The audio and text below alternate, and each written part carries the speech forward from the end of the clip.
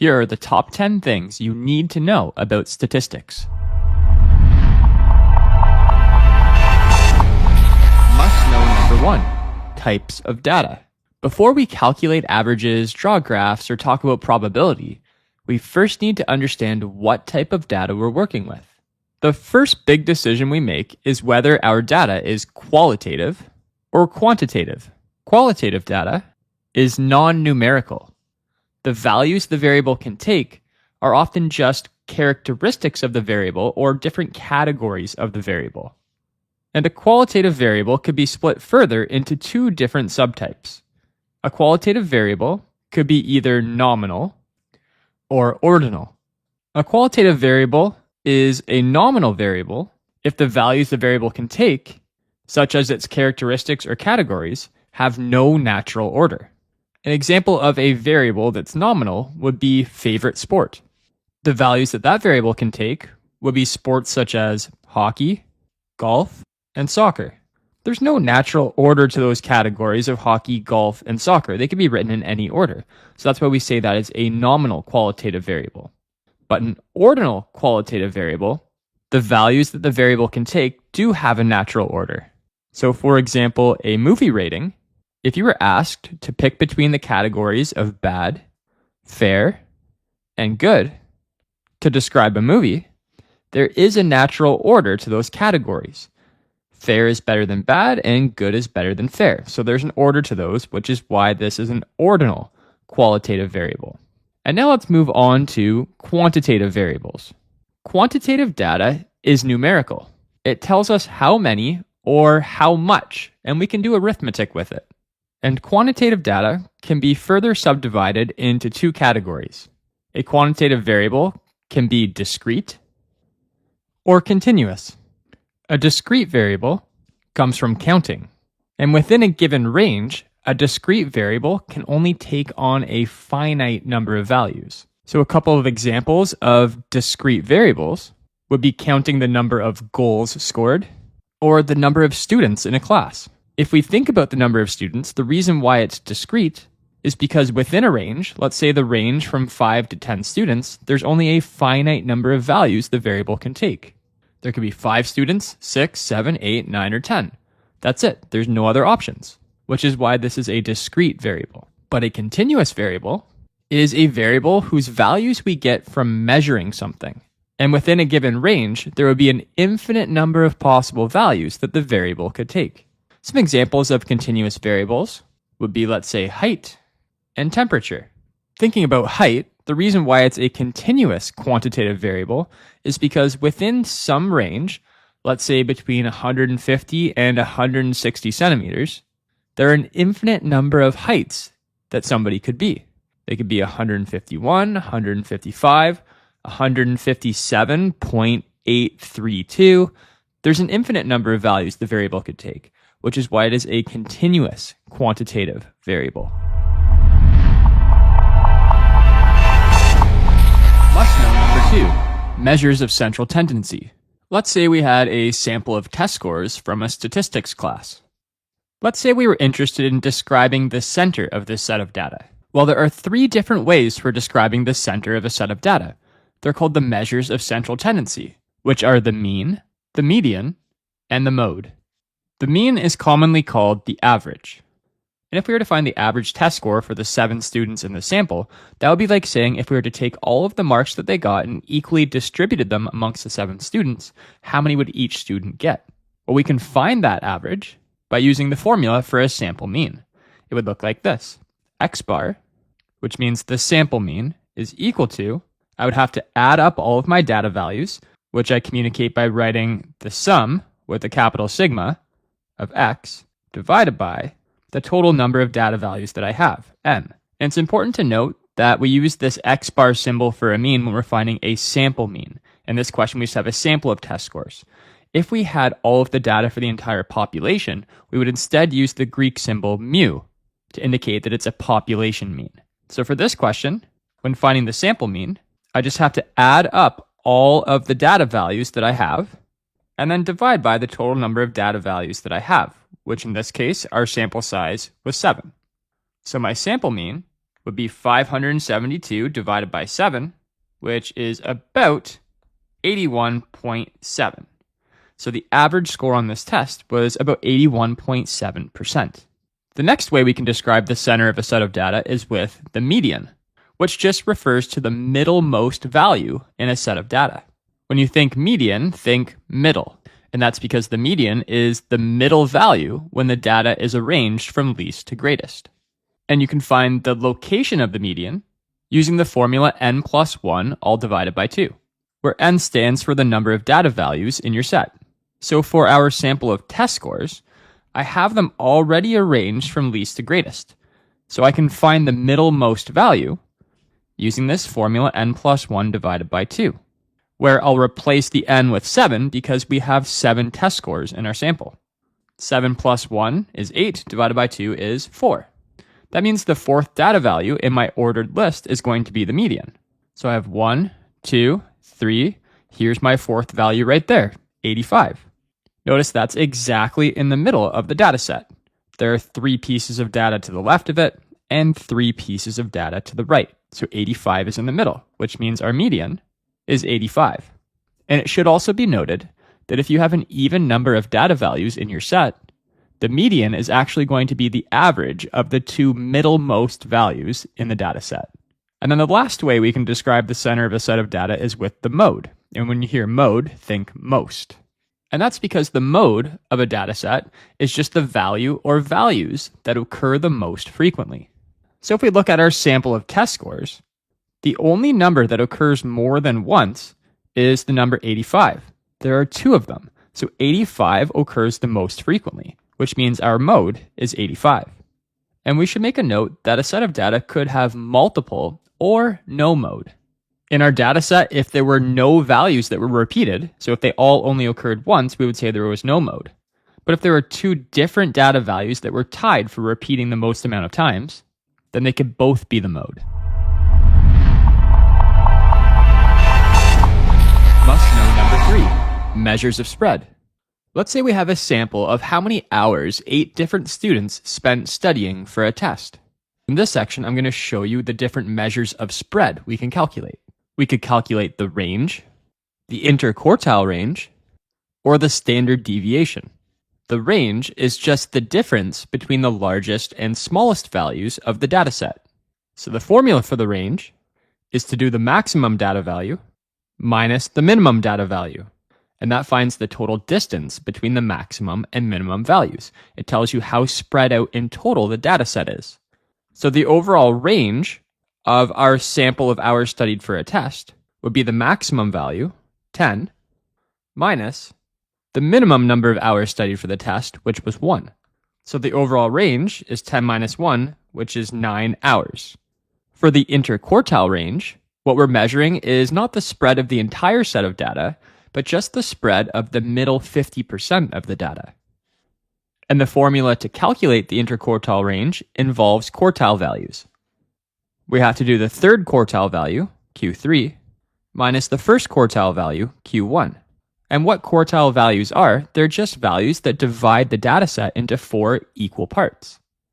And now to use this formula, we're going to have to look carefully at our dataset and find our quartile values. We should start by making sure that our values are in ascending order, which they are. And now I want to find the quartile values that divide this data into 4 equal parts. The first thing we'll do is find Q2, the second quartile value, which is the value that divides the data in half. So it's just going to be the median of the data set.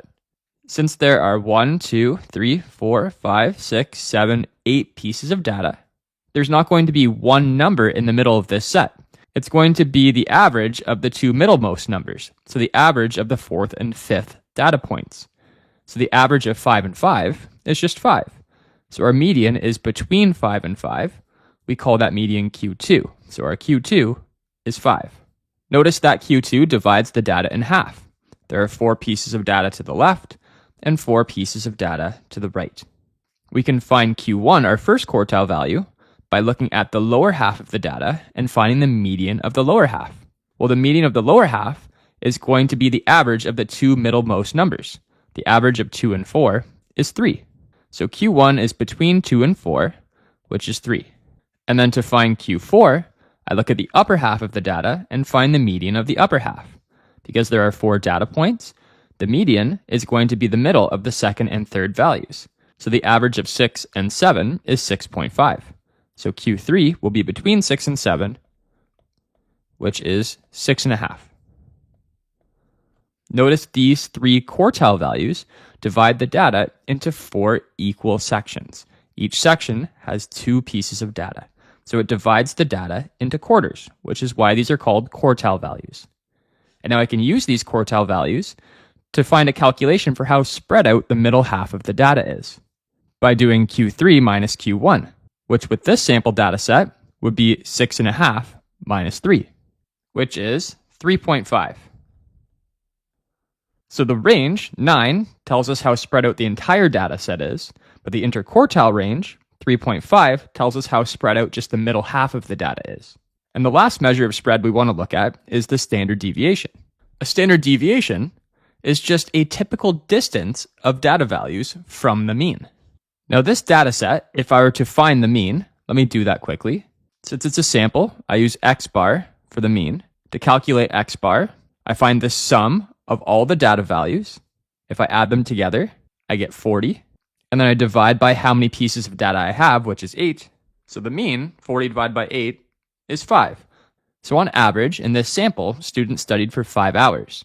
When finding the standard deviation, what I'm trying to find is what is the typical distance of each of these data points, 1, 2, 4, 5, 5, 6, 7, 10, what's the typical distance of each of those from the average of 5? Right, the person who studied for 1 hour was 4 hours less than the average. The person who studied for 10 hours was 5 hours more than the average. But what is the typical distance of the data values from that mean? And to calculate it, we can use the standard deviation formula for sample data. The standard deviation is equal to the sum of all the squared deviations divided by n minus 1 and then square rooted. Now let's talk about a couple things about this formula. When we do each data point x minus the sample mean x bar, what we're calculating is each data point's distance from the mean, which we call its deviation. And then we square all of the deviations to make them positive. And we want to do that before adding them together.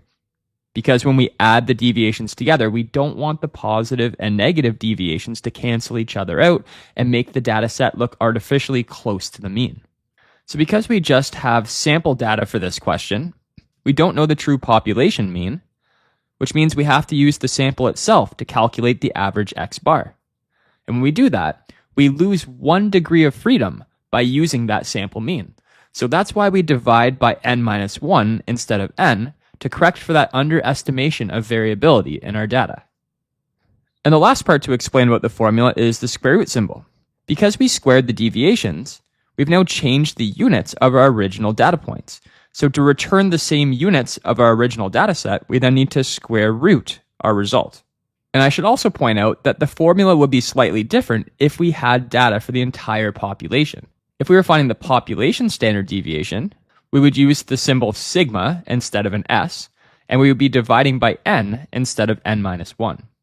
But for this sample data, we'll use this formula to calculate the standard deviation.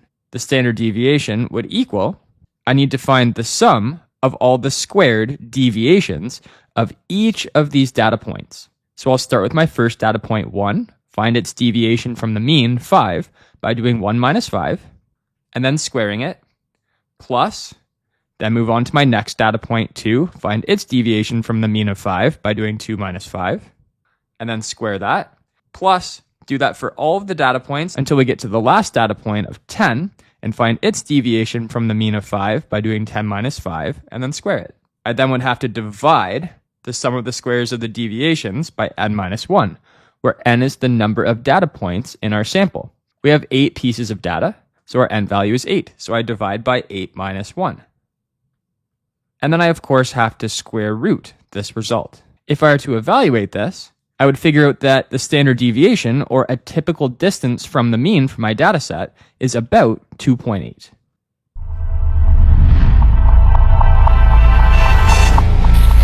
Must-know number 4, graphing data. So far, we've described data numerically using measures of center and measures of spread. But numbers alone don't always reveal patterns. Graphs allow us to see the distribution of data, making trends, clusters, and outliers easier to recognize. Now, there's lots of different types of graphs we can use, and choosing the right type depends on what type of data we have. So I'm going to give you two different data sets, a set of qualitative data and a set of quantitative data. For the set of qualitative data, our variable is favorite school subject. Favorite school subject is a qualitative variable because the values that that variable could take would be non-numerical. They would be categories such as math, science, English, and history. Now let's say we have a set of data where 12 students chose math as their favorite subject, 9 students chose science, 3 chose English, and 6 chose history. If I want to display this data using a graph, because it is a qualitative set of data, the best options are either a bar chart, which if we look closely at, has a bar for each of the categories that we have for our variable. There's a bar for math, science, English, and history. And the height of the bar corresponds to its frequency. So the height of the bar for math is 12 because there were 12 students that chose math as their favorite subject. And an important thing to note about bar charts is that there are spaces between each of the bars because for qualitative data, there's no overlap in the categories.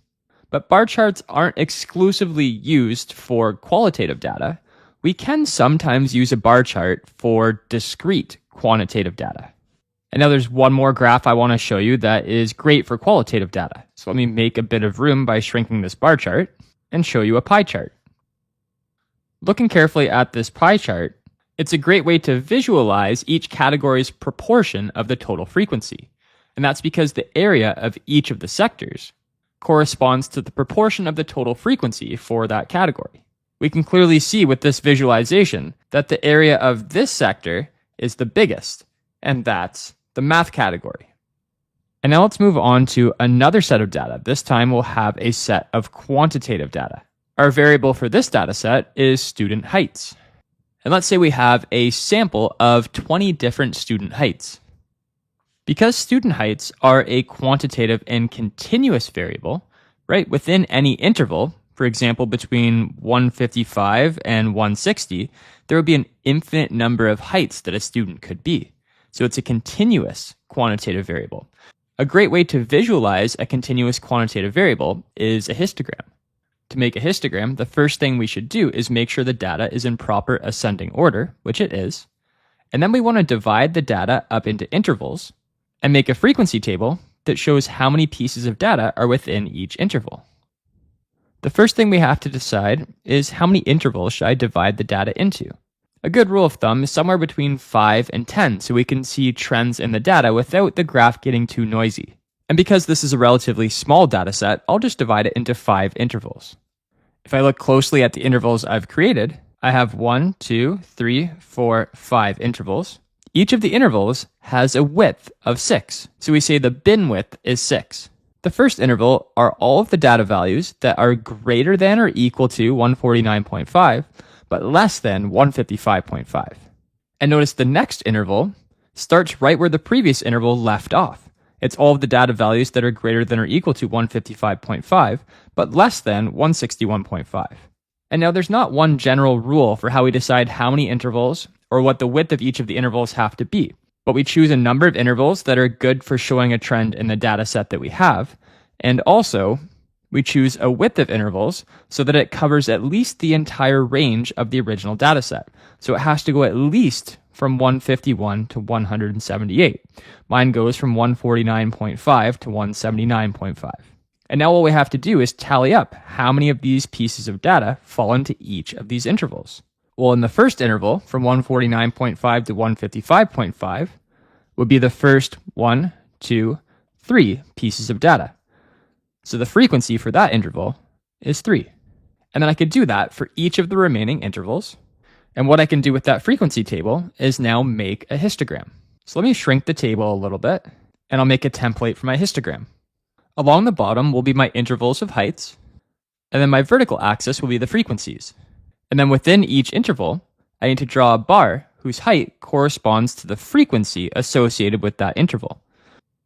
And notice for a histogram, an important distinction between a histogram and a bar chart is that for a histogram, there are no spaces between the bars. And now another great representation for quantitative data is a box plot. So let me make some room by shrinking this histogram, and let me make a box plot for this data.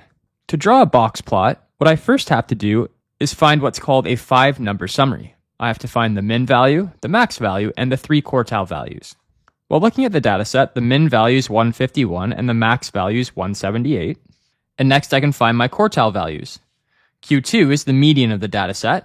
Since there's 20 pieces of data, the median would be the middle of the 10th and the 11th piece of data.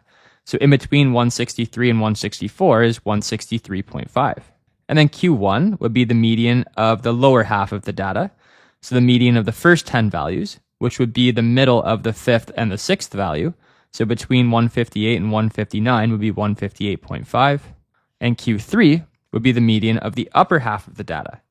There's 10 pieces in the upper half, so it'll be the middle of the 5th and the 6th.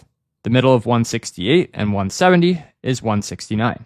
And now a box plot is just a way of visualizing that 5-number summary. So I'll start by drawing an axis that covers at least a span of 151 to 178. And then I draw a box that spans all the way from Q1, 158.5, to Q3, 169. And then within the box, you draw a vertical line at the second quartile value, 163.5. And then on the left side of the box, you extend a whisker all the way to the minimum value, 151. And on the other side of the box, you draw a whisker that goes to the max value, 178. Box plots are great for visualizing the spread of a set of data. You can see the range all the way from the min to the max, but you can also see the interquartile range between Q1 and Q3.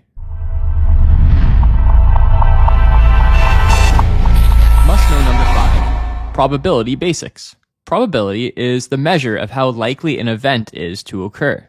It's expressed as a number between 0, meaning the event is impossible, and 1, meaning the event is certain. So every event has a probability of occurring somewhere between 0 and 1. And the closer the probability is to 1, the more likely it is the event will occur. And there are different ways of communicating the probability of an event occurring. It can be expressed as a decimal. So for example, 0.7 is a probability. Or as a percentage, a probability of 0.7 means there's a 70% chance of an event occurring. Or that equivalently could be expressed as a fraction, 7 out of 10. And there are 2 basic ways to think about probability. There's theoretical probability and experimental probability. Theoretical probability is the probability based on what should happen. And the formula for calculating the theoretical probability of an event happening would be the probability of event A is equal to the number of ways event A can occur, which we call the number of elements in the event space, divided by the total number of possible outcomes, which we say is the number of elements in the sample space. So basically this formula just takes the number of favorable outcomes and divides it by the total number of possible outcomes. So for example, let's calculate a couple different probabilities. If you roll a standard 6-sided die, let's in part A calculate the probability of rolling a 3. To do that, we would need to know the total number of elements in the event space. So how many sides of the die are a 3? And then divide that by the total number of elements in the sample space, which would mean how many different possible outcomes are there when you roll a die? How many sides does the die have? Well, in our event space, since the event we're finding the probability of is rolling a 3, the only element in our event space is actually a 3. But our sample space, there are 6 sides on the die. So there are actually 6 different elements in our sample space. You could roll a 1, 2, 3, 4, 5, or 6. In our event space, there's only 1 element. So the number of ways to roll a 3, well, there's only 1 way to roll a 3 since there's only 1 side of the die that has a 3. And that needs to be divided by the number of elements in our sample space. There are 6 elements there, so it has to be divided by 6. So our probability of rolling a 3 is 1 out of 6. And then in part B, let's find the probability of rolling 2 3s in a row. So we'll roll a 3 and then another 3. These 2 events, rolling a 3 and then another 3, are independent of each other. So I can calculate the probability of both of them happening just by multiplying their probabilities together. Just do the probability of rolling the first 3 times the probability of rolling the second 3. Well, the probability of rolling a 3 is always 1 out of 6. So I just do 1 out of 6 times another 1 out of 6, which tells me I have a 1 out of 36 chance of rolling 2 threes in a row. And now let's move on to experimental probability, which is the probability based on results of an experiment. And the formula for experimental probability looks the same. The probability of event A occurring would equal the number of times that event A occurred divided by the total number of trials of the experiment. So let's do an example where we roll a die 20 times and calculate what the experimental probability of rolling a 3 is. So to find the experimental probability of rolling a 3, we actually have to roll a die 20 times and see how many of those outcomes are a 3. So the probability of rolling a 3 would equal the number of 3s we get divided by the total number of trials. So let's roll 20 dice. And notice only 2 of them were a 3. So the experimental probability of rolling a 3 in this experiment, well, the number of 3s that occurred was 2, and the number of trials we did were 20. So 2 out of 20, or that reduces to 1 out of 10. Or as a percentage, that's a 10% chance of rolling a 3 in this experiment. But we know the theoretical probability is 1 out of 6, which is about 17%. But the key connection between these two types of probabilities is that as we run more trials in an experiment, the experimental probability tends to get closer and closer and closer to the theoretical probability. So if instead of rolling 20 dice, we rolled 100 or 1,000 dice, we would see this 10%, this 1 out of 10, get closer and closer and closer to this 1 out of 6 probability. Must know number 6, discrete probability distributions. A discrete probability distribution shows all the possible values of a discrete random variable and the probability of each value. Now, there are lots of different types of discrete random variables that we could make probability distributions for. There's a hypergeometric discrete random variable, which is the number of successes in a fixed size sample taken without replacement from a finite population. There's a geometric discrete random variable, which is the number of trials required to obtain the first success. There's a Poisson discrete random variable, which is the number of events occurring in a fixed interval of time or space. Or the one we're going to focus on with an example in this question is a binomial discrete random variable, which is the number of successes in a fixed number of independent trials, where the probability of success remains constant for each trial. So let's do an example.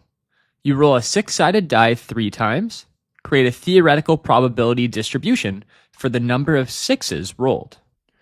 Our variable for this question is the number of 6s rolled. Rolling a 6 would be considered having a success. And we want to know how many successes can we have in a fixed number of 3 trials. Each of those trials are independent of each other, right? For each of the 3 trials, you have the same probability of rolling a 6. You have a 1 out of 6 chance in each of the trials, which is why this is a binomial experiment. And we say this variable is a binomial discrete random variable because there is a discrete number of values that it can take. In 3 trials, we could have either 0, 1, 2, or 3 of the rolls be a 6. That's a finite number of values, which is why this is a discrete random variable. Now let's try and show the probability distribution, which means show all of those possible number of successes with their probabilities. And there are 3 ways we can do that. We could create a function that shows the probability of each possible value of the variable, and that function is called a probability mass function. Or we can make a table of all the possible values and the probabilities of those values. Or we could make a graph showing the probabilities of each of the possible values of the variable. Let's start with creating the probability mass function, which is a function that gives us the probability of each possible value of the variable. Now, every discrete random variable can be defined by a probability mass function. The probability mass function for a binomial random variable takes on a very specific form. The probability of that random variable's number of successes, being k, would be equal to n choose k multiplied by p to the power of k multiplied by 1 minus p to the power of n minus k, where in this formula, n is our number of trials, p is the probability of success, and k is the number of successes. So now we can write the specific version of this formula for our experiment. The probability of our random variable x, which stands for the number of sixes rolled, equaling some number of successes k, will be equal to the number of trials, 3, choose k, multiplied by the probability of success on each trial, which is 1 out of 6. You have a 1 out of 6 chance of rolling a 6, to the exponent of the number of successes, k, multiplied by the probability of failure, well, you have a 5 out of 6 chance of not rolling a 6, to the exponent of the number of failures, which would be the number of trials, 3, minus your number of successes, k. And for this formula to represent the whole binomial probability distribution, we should state for what number of successes, for what values of k, could we sub into this formula for? Well, since we do 3 trials, the number of successes we could have, the number of sixes that could be rolled in those 3 trials are either 0, 1, 2, or 3. Now let me make a bit of room, and then we'll make a table for the probability distribution. In the table, we'll have 2 columns. The left column will be the number of successes, which we've called k, and that represents the number of sixes rolled. And the right column will be the probability of our random variable x taking on that value of k. What are the possible values for k?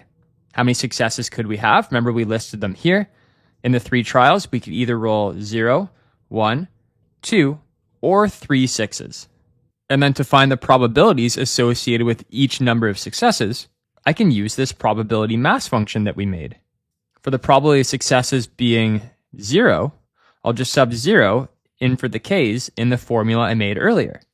And if I simplify this, I would get a probability of 125 out of 216. And then I could sub each of those remaining 3 possible values for k into my probability mass function and get the following probabilities. So that completed table is another way to show the entire probability distribution. It shows all the possible values of the discrete random variable and all of their probabilities. And then another way to visualize this, I'll make a bit more room, we could make a graph that shows each of those probabilities. Where on the graph, the x-axis are my possible number of successes, the number of sixes rolled. And on the y-axis is my probability of having each of those number of successes. And then for each of the possible values of k, I'll draw a bar with a height equal to its probability. So there are 3 ways, an equation, table, or graph, that we can show the probability distribution of any discrete random variable. Must know number 7, continuous probability distributions. There's lots of different types of continuous probability distributions, such as normal, exponential, t-distributions, and many more. For this section, we'll focus on normal distributions. A continuous probability distribution describes a random variable that can take any value in an interval of real numbers, where probabilities are assigned to ranges of values rather than individual outcomes.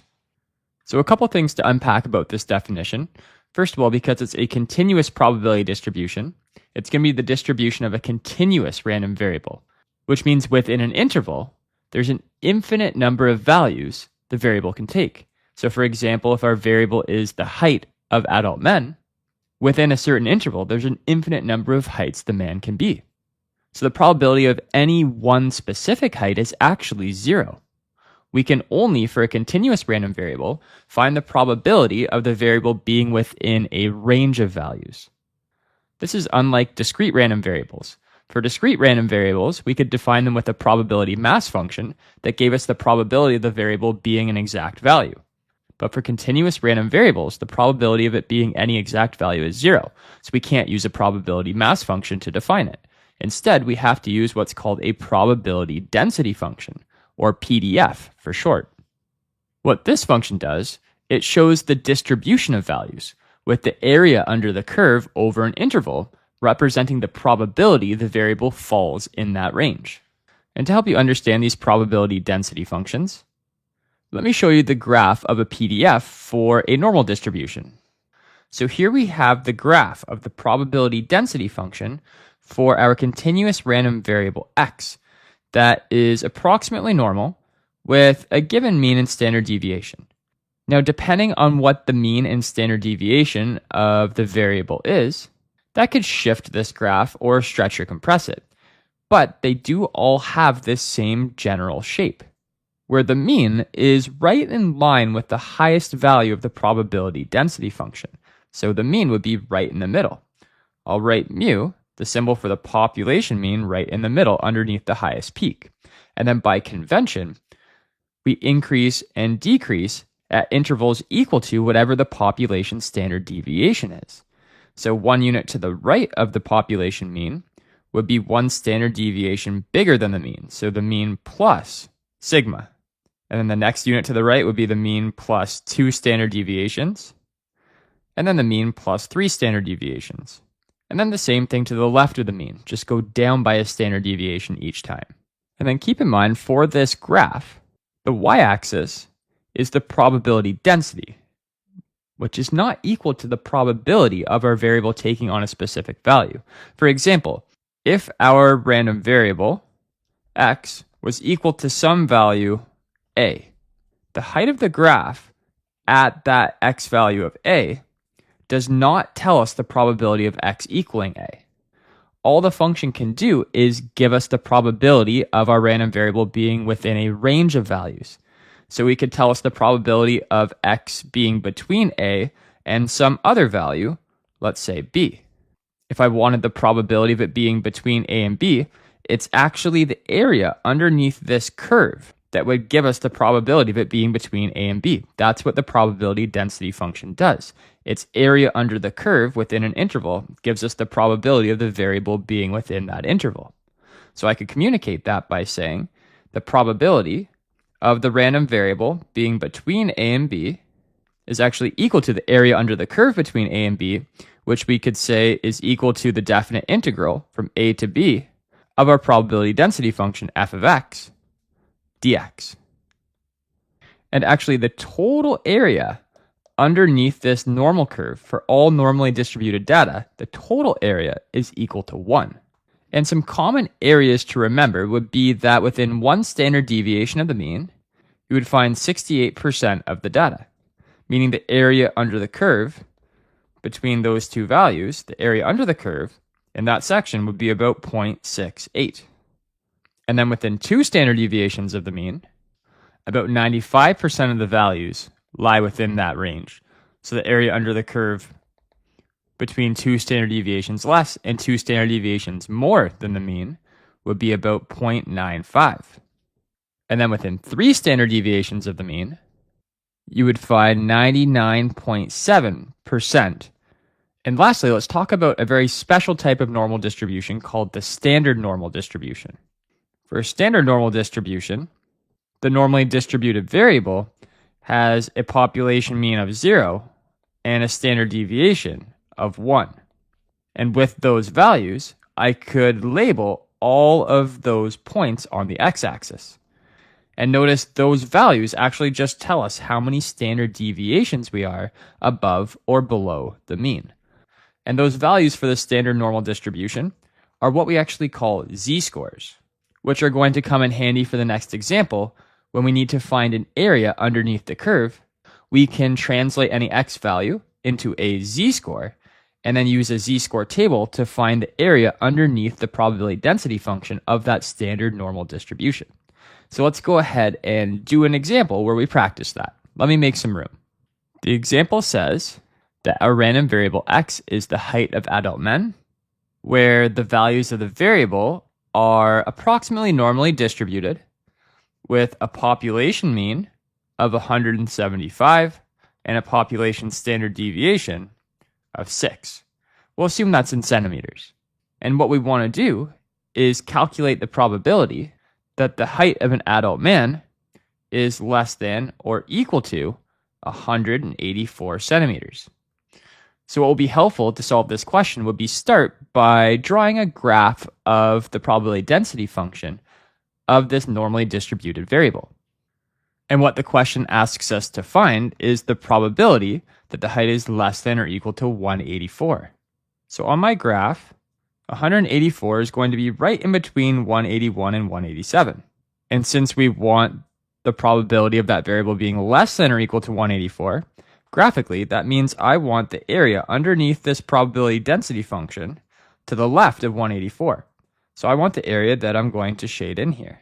And now let me make a bit of room, because in order to find the area on this graph to the left of 184, I'm going to have to translate this 184 into a z-score to find where does it fall on the standard normal graph, and then look it up in my z-score table to find the area.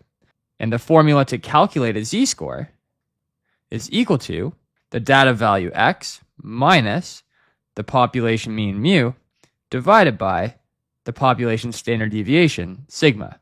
That just finds how many standard deviations away from the mean you are. So in this case, our data value is 184.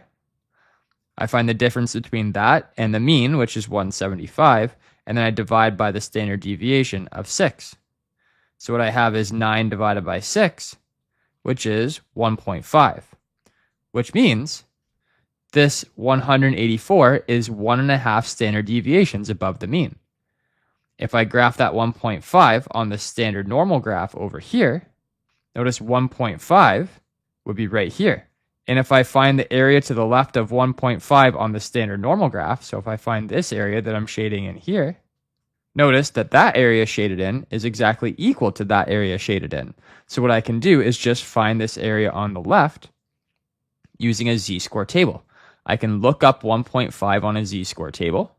And when looking up a value on a z-score table, what it does is give you the area to the left of the value we're looking up, which is exactly what we want in this question. I want the area to the left of 1.5. So when I look up 1.5, I notice it says the area to the left is 0.9332. So let me make some room so I can state my final answer. I could say that the probability of the height of an adult man is less than or equal to 184 is equal to, if I change that 0.9332 to a percentage, by multiplying by 100, that would be 93.32%.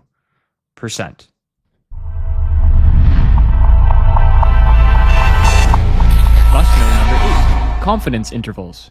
A confidence interval is a range of values used to estimate an unknown population parameter.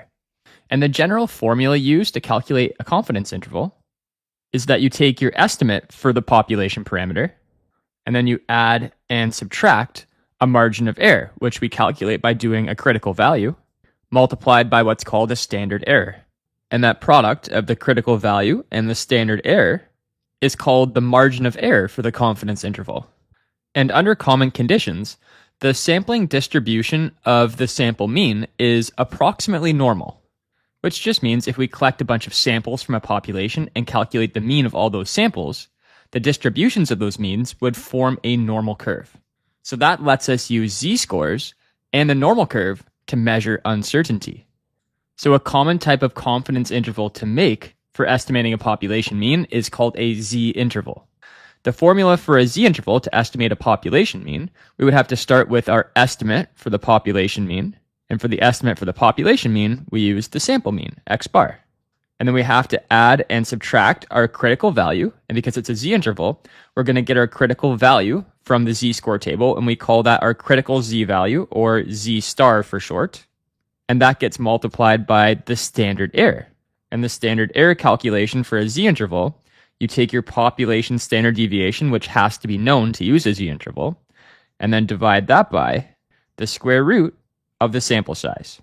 Before we move on to an example, let me make sure you understand this idea of a sampling distribution and why to get our standard error, we have to divide the population standard deviation by the square root of the sample size. So if I look at these two graphs, they're both probability density functions. The graph on the bottom shows a random variable for a population that is normally distributed with a mean of 50 and a standard deviation of 5, whereas the top graph shows the sampling distribution of sample means. And let me increase the sample size. Right now it's set at 1, which is why those graphs look the same. Let me increase the sample size to, let's say, 10. These two graphs are showing different things. On the bottom graph, the area to the right of 52 is shaded. And it says the area is about 0.34. That means there's about a 34% chance of the variable being greater than 52. But the top graph is a graph of the sample means. So the area to the right of 52 on the top graph is about 0.1, which means there's a 10% chance that a sample mean of size 10 from that same population described below, would be above 52. There's a much lower chance that the sample mean is bigger than 52 than an individual data point being bigger than 52, and that's because if you find the mean of a sample, it's much more likely that that sample mean is going to be closer to the population mean than just any one individual data point would be. And if I keep increasing the sample size, right now it's at 10, if I increase it, you'll see the probability of the sample mean being greater than 52 keeps going down. As the sample size increases, the distribution of the sample means starts to cluster more closely towards the population mean in the middle. And now we can go ahead and do an example. So let me make a bit of room. Let's construct a 95% confidence interval for the true mean battery life of a specific laptop given the sample size taken is 81. The sample mean from that sample of 81 laptops was 9.2 hours for their battery life. And the population standard deviation is known to be 0.9 hours. And now if we use this formula for the z-interval to estimate the population mean, it tells us that our population mean is somewhere between our sample mean plus the margin of error and the sample mean minus the margin of error. And notice in this formula, to get these boundaries for our confidence interval, all we need to know are the sample mean, population standard deviation, sample size, and critical z-value. Well, we have the sample size, sample mean, and population standard deviation, so all we're missing is the critical z-value. And we can find that critical z-value by carefully analyzing the standard normal distribution. Since I want to find a 95% confidence interval on the standard normal distribution, I need to find the z-value that creates a central area of 95%. And if there's 95% of the data in the center here, that leaves 5% of the data left to be evenly distributed above that central area and below the central area, meaning 2.5% in both of those areas.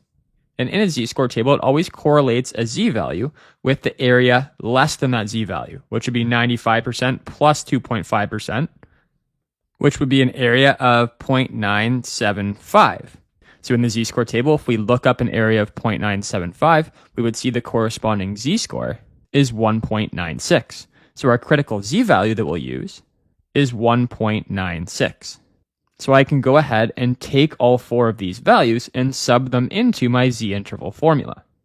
And then simplifying my margins of error, the margins of error simplify to 0.196. So basically the true population mean is within 0.196, either below or above our sample mean, which we used as our estimate for the population mean.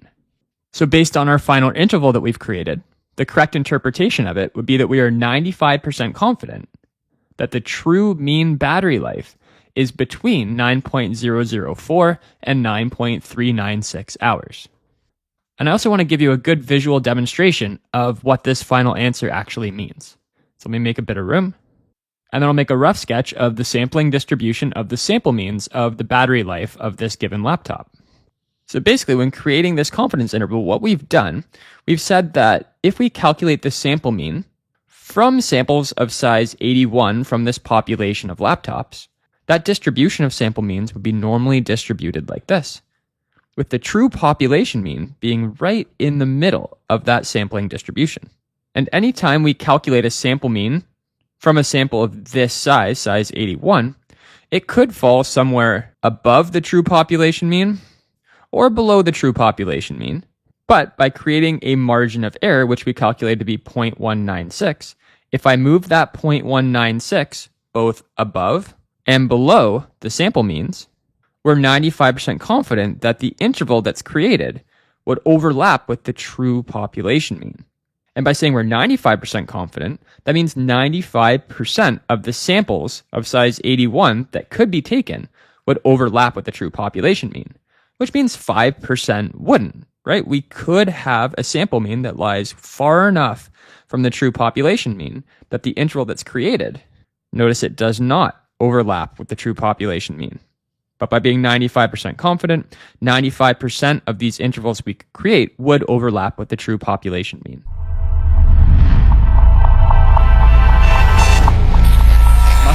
Number 9, hypothesis testing.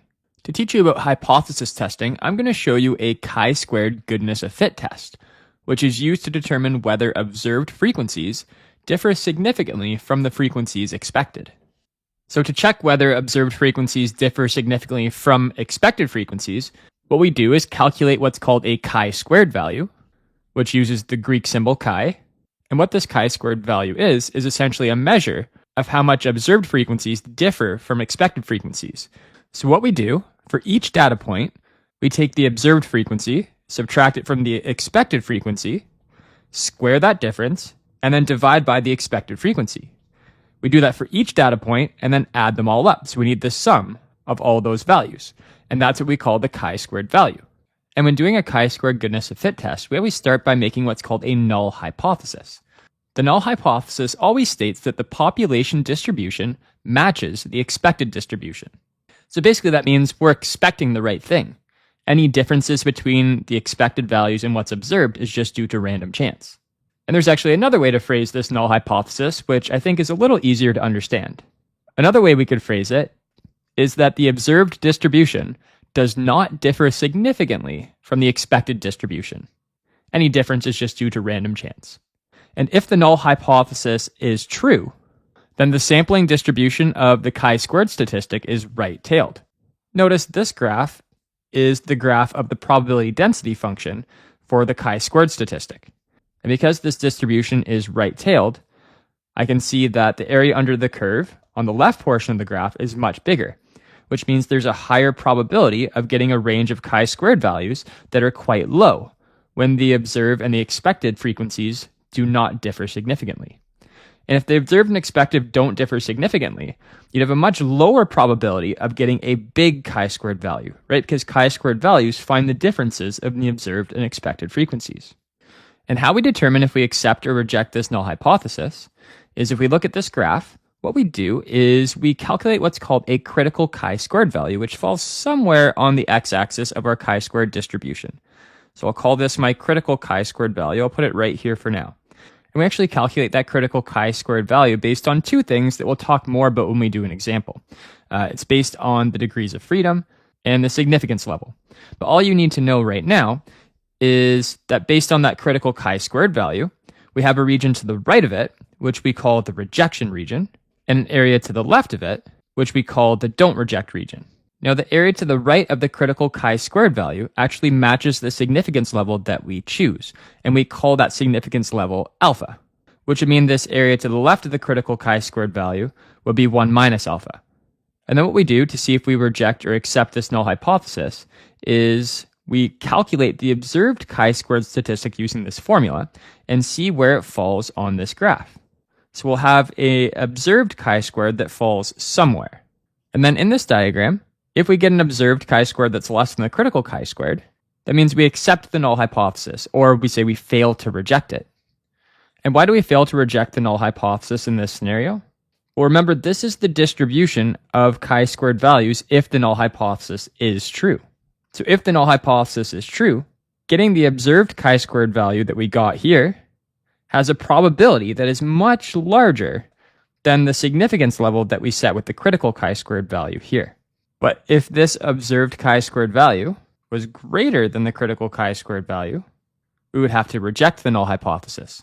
And that should make sense because remember, this is the distribution of chi-squared values if the null hypothesis is true. So getting an observed chi-squared value way up here, if the null hypothesis is true, and remember the null hypothesis basically tells us the observed and the expected don't significantly differ. So having them differ this much way up here has a very low probability of happening if the null hypothesis is true. So with such a low probability of this happening, if the null hypothesis was true, we would have to reject the null hypothesis. And this will all make even more sense as we do an example, I think. So let's go ahead and do an example. Let me make a bit of room.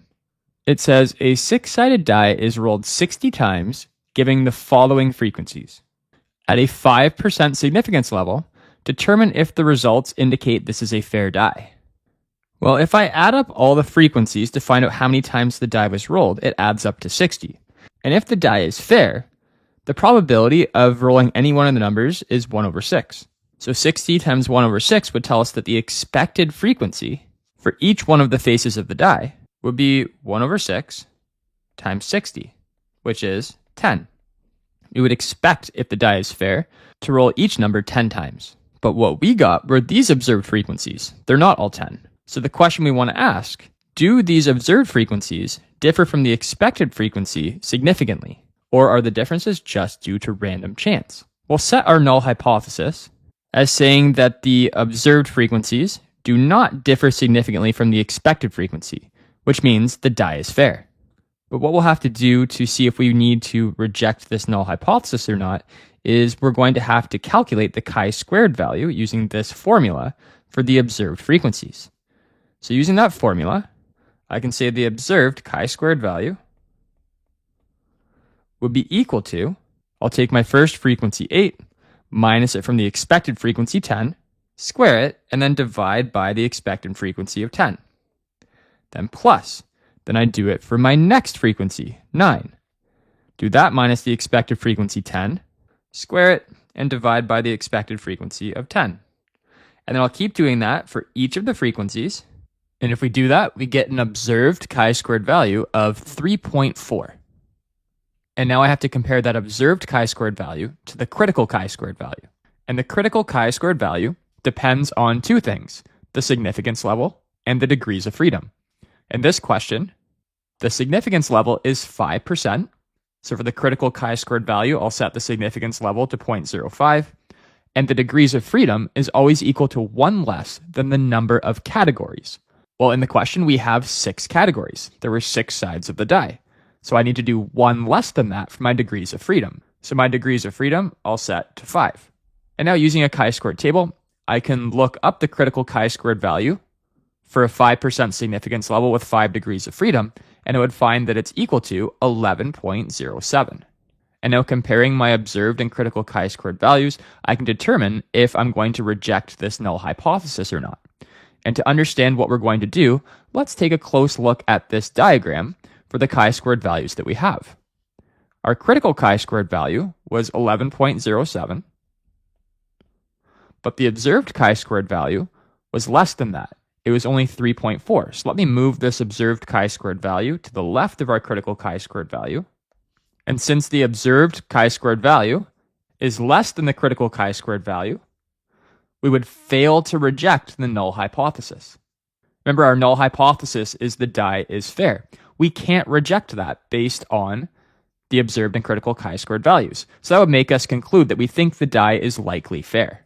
And the reason why that is because the chi-squared value that we observed, right, which is a measure of the variation of the observed frequencies from what is expected, is much smaller than our critical chi-squared value. Or to help you understand that even better, we could add some probabilities to this diagram. The area to the right of the critical chi-squared value, which we call alpha, is always equal to our significance level that we choose. We chose a 5% significance level, so that area is 0.05 to the right of the critical chi-squared value. Then we could also find the area to the right of the observed chi-squared value using technology. And that area to the right of the observed chi-squared value, we call that the p-value. And if we use technology to calculate that, we would figure out the p-value is equal to about 0.64. And remember, this distribution is the distribution of chi-squared values we would get if the die is fair. So if the die is fair, 64% of the time, you would get a chi-squared value that is at least as big as the chi-squared value that we got here, 3.4. Which means there's a 64% chance of observing a difference at least this large from a fair die, purely due to random variation. And we decided for this question that we would only reject the null hypothesis if we got a chi-squared value so big that it would be bigger than the critical chi-squared value that would only happen 5% of the time due to random chance if the die is fair. So let's write a nice concluding statement here to summarize what we have for this question. Since our observed chi-squared value was less than the critical chi-squared value, we fail to reject the null hypothesis.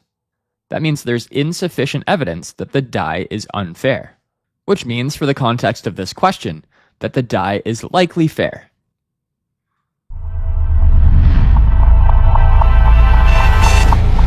Must know number 10, regression and correlation.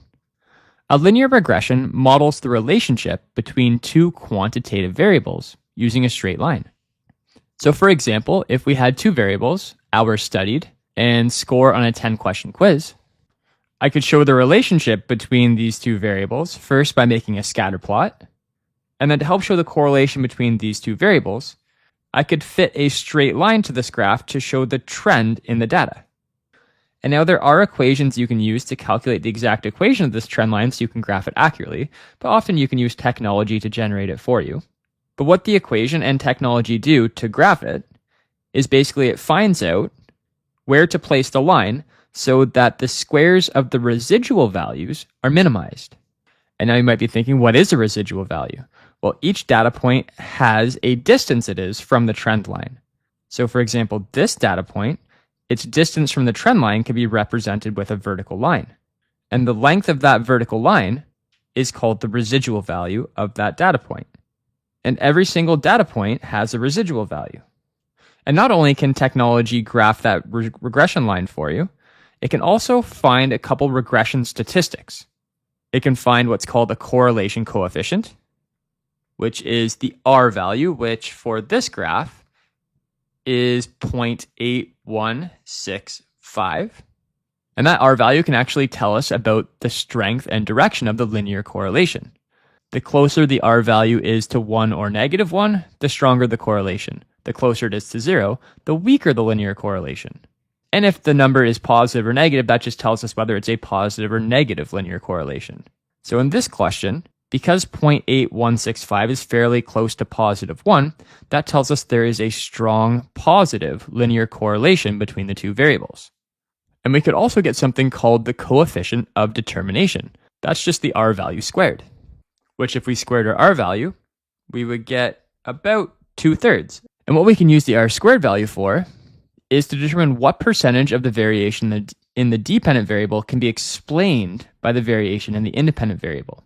So if we change this decimal value to a percentage, that's 66.67%. So we would say that 66.67% of the variation in test score can be explained by the variation in hours studied. And also, like I said, we can use an equation or technology to get the equation of this regression line that reduces the squares of the residuals.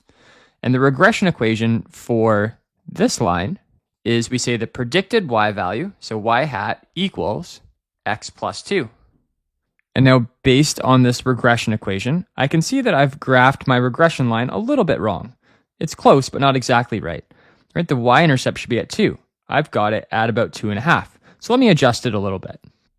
And then using this regression equation, I can make estimations or predictions. Like for example, if someone studied for 4 hours, what would the model predict they would score on the quiz?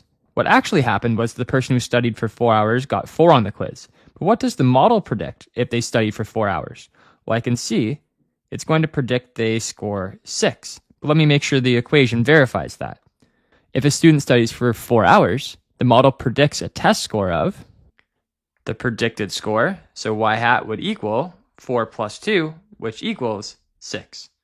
So it would predict a score of 6 on the quiz. So I hope if you followed along to the end of this video, you now have a great foundational understanding of all of the main areas of statistics. Make sure you leave a comment about what you want to see a top 10 of next. Jensen, man.